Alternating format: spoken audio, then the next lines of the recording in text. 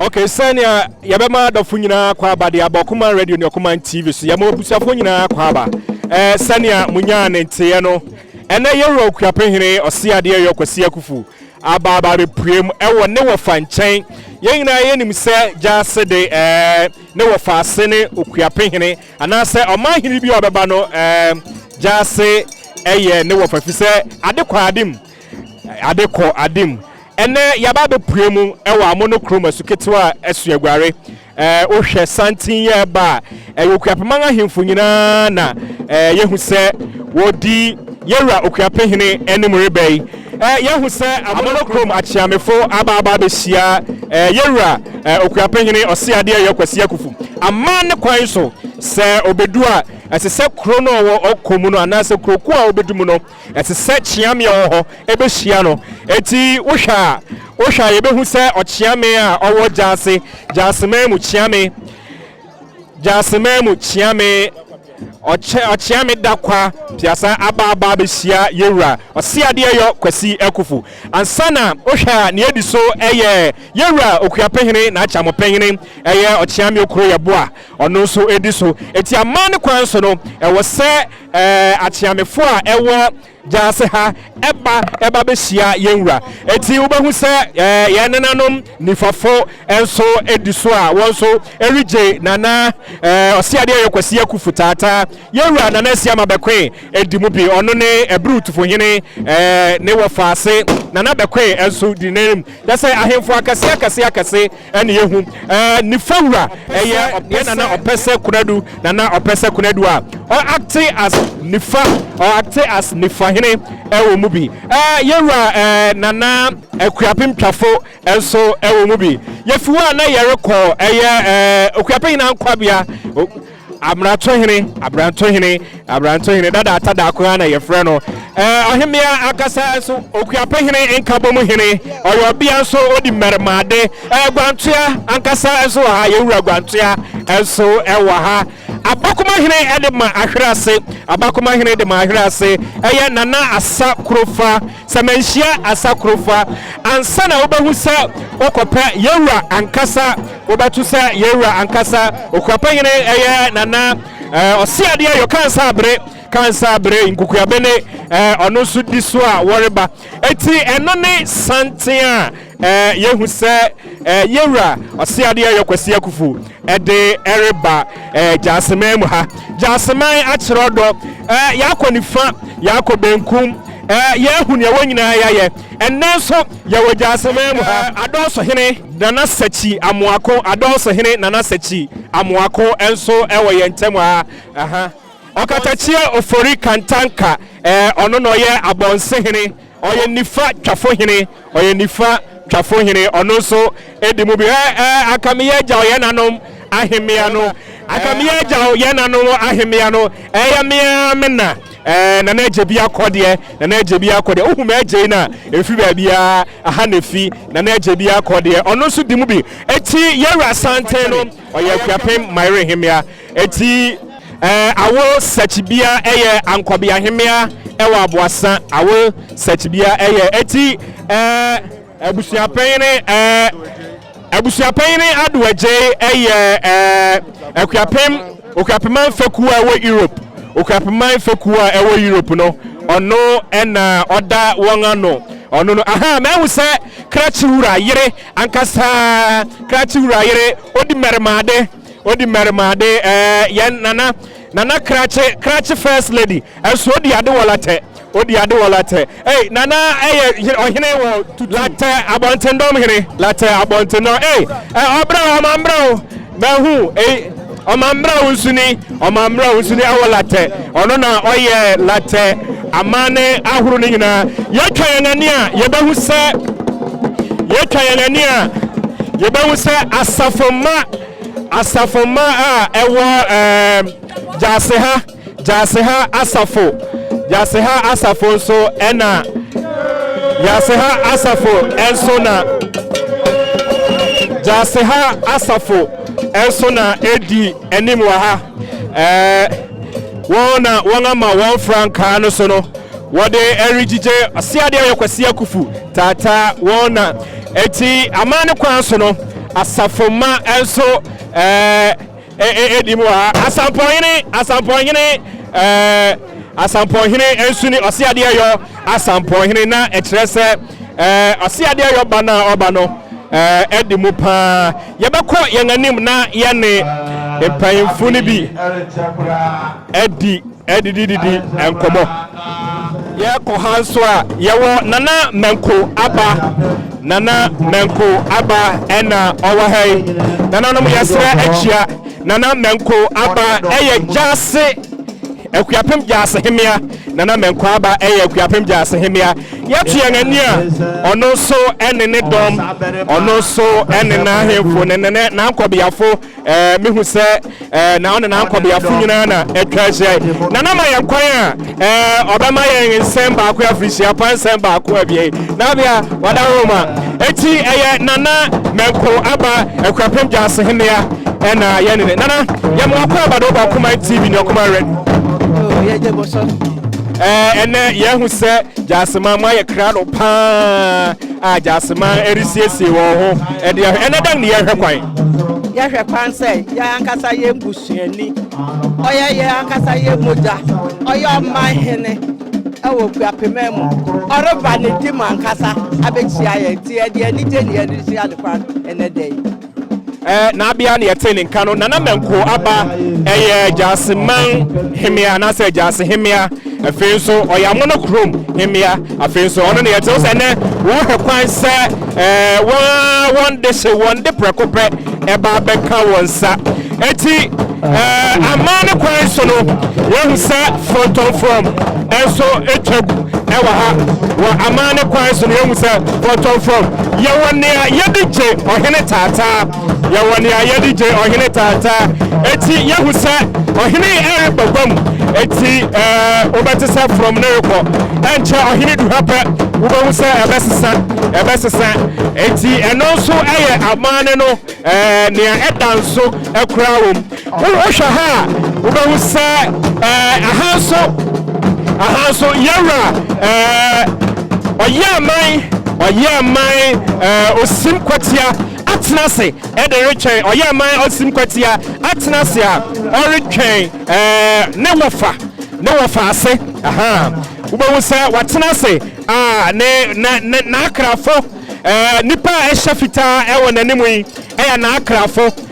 waya akrafo anase akra ohwere otentin pounds ho a ubehu se okra no ete ohene anim okra no te ohene anim eti won a wanim ha no akrafo anase won ya akra ni bi pen anase ye okopondia we say oya akra hene eti yebeko na yene nananom edi nkomo na won akyerɛkyerɛ yɛn ene the expectations ene yɛn won efeye ene yene nana osimkasa no ose eyodwira kan pa ema eti nana yɛmɔkɔ aba ede wo ba Okuman radio Okuman TV ye nua yo bacho bobo udin na wa kyerɛ yɛn wudi bia ya famra na Oseadeeyo am to so abisa be ya Amanokrom atrenko a prebo hene amwa Amanokrom nana prebo hene na ono so yene no erika se nana ene dan na mo hwɛ kwan afie Oseadeeyo ho oh se afre na oba nti ene yare twen no asem bia wonanum bia ya asem bia no on be ka kire na so ye ye mu nso no ye ndan so be ka kire no ni ye ni nyina ebu Okuapehene because Okuapehene no asie nyina timi ka bom ni ye baako afre no abeide so be ka ye bom ni ye nyina ye baako Okuapehene mu ya mama official panso nana ya mu akwaba de waba Okuman radio ni Okuman TV so ya medishe obobo udi na wakyerɛ yɛn adidi ko a udi wo Okuapehene mu ha wɔfrɛ me na tafianko a metusu abien Amanokrom anchianse hene mehimi ya na tibi nkyɛn na enedai dapon na mayen sɛ yɛrehia yɛwura ɛyɛ Amanokrom ɛne akropɔn yɛwɔ faasewa yɛwɔ faase a odi ade ɛna yɛrehia ni na kyesɛ dampom kɛse mayen pa na mo yɛhia aha sɛ ɔba bɛka Okuapehene aboma mayen na wa mankunim bi a yɛnyina yɛhwehwɛ ɛne mpuntu a ɛwɔ Okuapehene do yɛnsa aka enti na ne yɛwɔ ha yi nana anchiase hene yɛdaase eyi nana ama sewajan janwa anchiase hemia anapa nana yɛne wo twetwe nkomo radio so nana wo ma TV so yɛ fa wa fa kyerɛ yɛ nana ka bibi kakra ne yakɔ me mama kwaba enim sɛ yɛ nyina ne yɛ hyɛ fan ɛyɛ odwira kan enti yɛngani agye yɛda mase mo so mo ho ayɛ fɛ papa na bia yɛmwakɔ aba do ba Okuman radio de Okuman TV so nana apena osu ya konton Okuapehene ye mamu nyina akwaba yedi nede ye ndese omahina nkasa tutunu ntama betia Gyase nti ono hwe ya mana akwaba yo mete se wapa ohemia broni na bia also ya mamakɔ aba mamakɔ do ba Okuman radio de Okuman TV so ahade ne ye ni ye hyefa se a ye pese ya mamokwan se na mo so mo kyerɛ mo do na mo so sane a ma ho keka na mafa de ababetena ha no mo kyerɛ yɛn ne mo hwɛ anim kwan yo wafra me nana adobia koso the first konto koso himia konto ntiase ena ye hia ye wura kwa omahene ye hia no kwan se oba Amanokrom abechia yen iti eno ne ye atwan ne se ye be ye atwan ne iti eno ani ya beda mase ya besan aba mo nkyɛn biem eti ye hwɛ ha ye hu se enchakra na ye wura Oseadeeyo Kwasi Akuffo aba bedu ye nkyɛn ɛwɔ ha ɛkyɛ ye behu sɛ ye wura Oseadeeyo Kwasi Akuffo otu wani a ubehu sɛ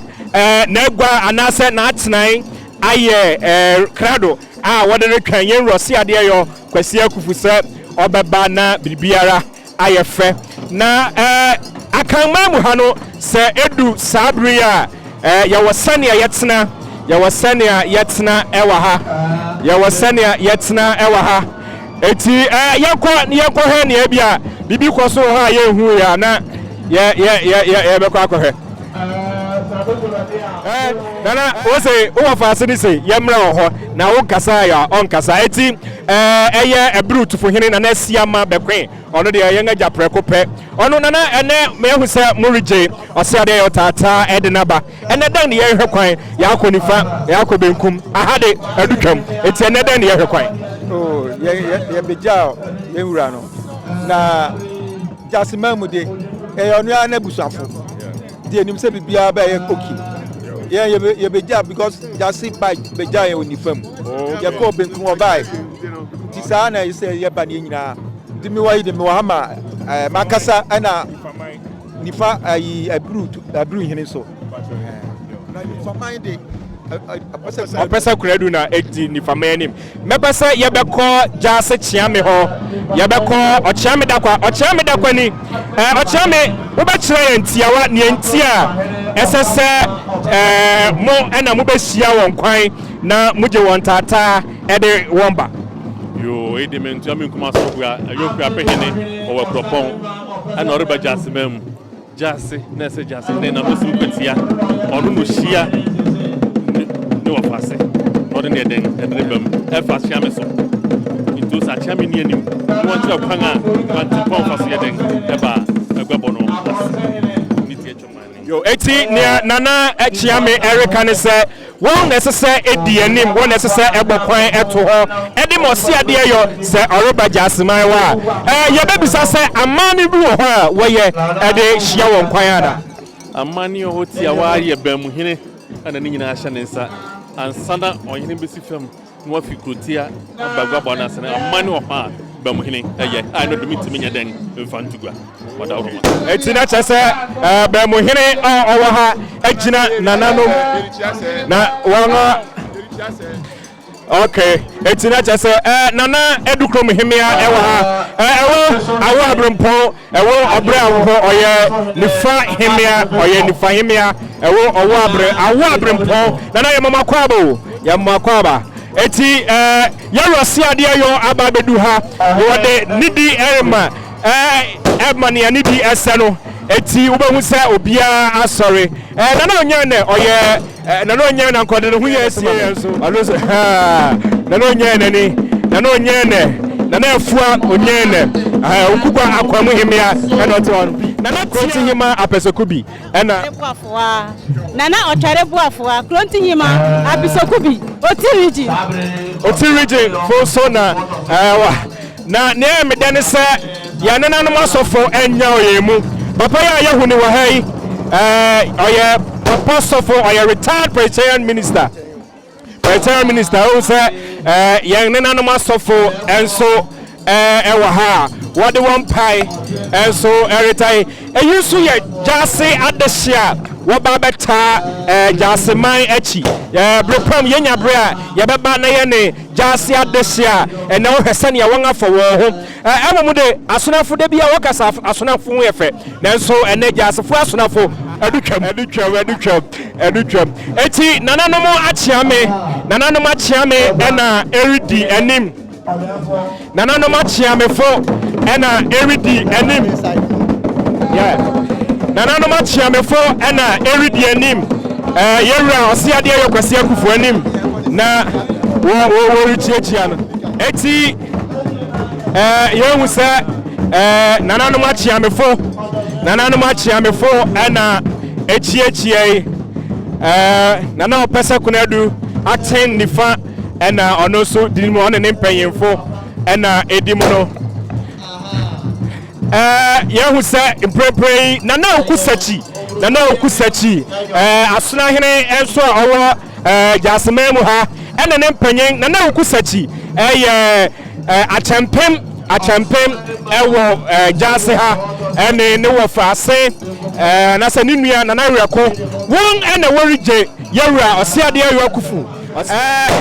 oye Okuapem empunto hene nana ewukusachi oye Okuapem empunto hene ya ne di nkomo bebre wo radio so ansana yaba bedu ha Gyase enso asuna hene na edi anim no Gyase memu asona hene ena odi anim no Gyase memu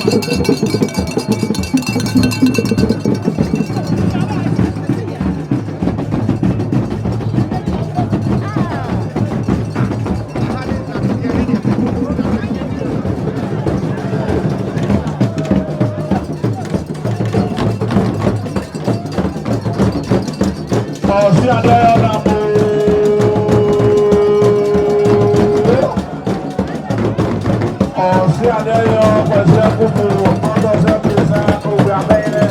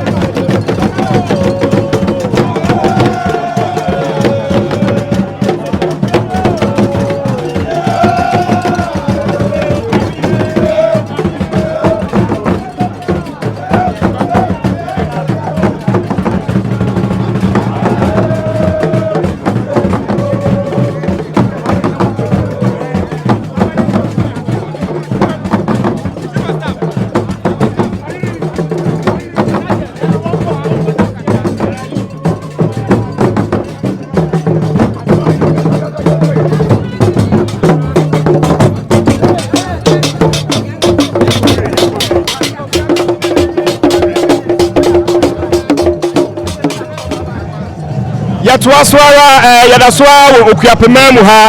Okuapehene aproba eriko Okuapehene ha nenne enintri enne kukudam empanyinga pye Okuapehene ha ya yewura former IGP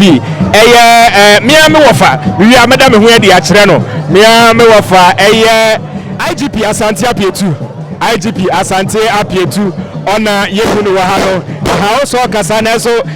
ye nanom aka Gyase empanyin ye de bese nanom wadaroma ye behu empanyin a baby nana wadaroma ye mo akwaba okay Mrs. Asante Apietu netia meka se menena ne se so menena pa ne former IGP akoya menena mfiakopo akoya menena iti minim hade no ya mo akwaba obeka bibi kakra kire wadaroma Amanokrom fuani eje se Okuapehene aba Mrs. Asante Apietu ensuni former IGP na yere Mrs. Asante Apietu ya mo akwaba na den na o hwekwa na fiye Okuapehene che Amanokrom fu ya ti har ni yere ye twa ya kwa kuma yenti na ya wa hase Amanokrom fu na ya sha ya ti a yere je ya ho na be sha yada se Mrs. Asante Apietu former IGP na yere mena ya mo akwaba do ba kuma radio do kuma TV so wadaroma woni hina ohini ba no kodua ohini ba no kodua na chese oye man rekua mpem oye man rekua mpem okwo wanya ne ba bi ko ansana yero oye man ebai no ne ba pa ku ne ma mi ogira me nchane ne nua ele achempem anase Okuapehene ipunto hene mekana na okusati yana masesa modema nyonyam aba betan oyene ba ya mo akwaba mami ya mo akwaba do Okuapehene ha na uwefe me se Gyase fo ma ye krado papa wadaroma woni hena mi ohene ba opedia Mimkwachi bebre mimkwachi yengina ahafo yengina yedi mo pa bia house mimkwachi bebre nana rekua mpem oyema yengina yenim juma oyema nsabe minkai mo yaw owi na me primary school so adusia ani adinti ya beti no ho asem ne modem mo obo Okuapehene ha eti ahafo amohyen eyiye oyema rekua mpem no anase ne ma na aba ababeta dwumadi eti eyi ahene ma na ahene nananom na atwasi abenanom na mwakwaba yo ome ye mwakwaba do ba kuma enti so you okay yeah mino pop nana chempem nana okusachi ne hoka nini nana tufohene ono so ne hoka ni ne hoka yo eti na chese jaseman ma ye krado papa ma uyi abo empesi bi bedi empesi bi na anu ho aya abo kakra na ye besen yaba ne yaba abedi nyame nhyira mo pa eti oyeman requiem pem ne nanom ono bai ansana nena nana osim kwatia ebai ono bai ansana osim kwatia ebai. Okay, you are welcome to Okuman Radio and Okuman TV. Oh, thank you very much. All right, so what's your name, please? My name is Nana Amabekwe. Nana Amabekwe. Yes. All right, well, what's your position? I'm retired. I live in Tutu. This is my home. All right, Nana Amabekwe, also you're retired, and I say obi awako pension. Na ofi Tutu. Na so ni kromuni eti ene obeta Gyase fuachi. Na won edisa adwumai ama sa adwumai akonkan. Ye de besi ha na repemu ye besan atoa so.